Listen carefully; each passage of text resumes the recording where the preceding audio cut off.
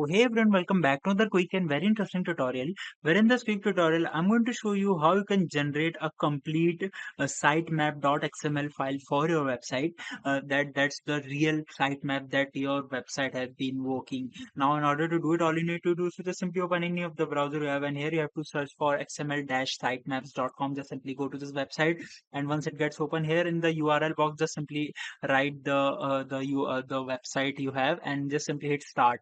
You can do the same steps from your smartphones as well, and it will take some time to generate that particular that particular sitemap for you that your site actually have, and give you the data after testing the site. And here you can see it has generated. If I click on this option of view sitemap, I can directly download the sitemap XML file right there. And in this preview log, you can find the sitemap on the HTML version also. Alright, so that's it for this tutorial. I hope this video will be helpful for you. Make sure to hit the like button and subscribe button for more such helpful and interesting tutorials. See you in the next one. Take care.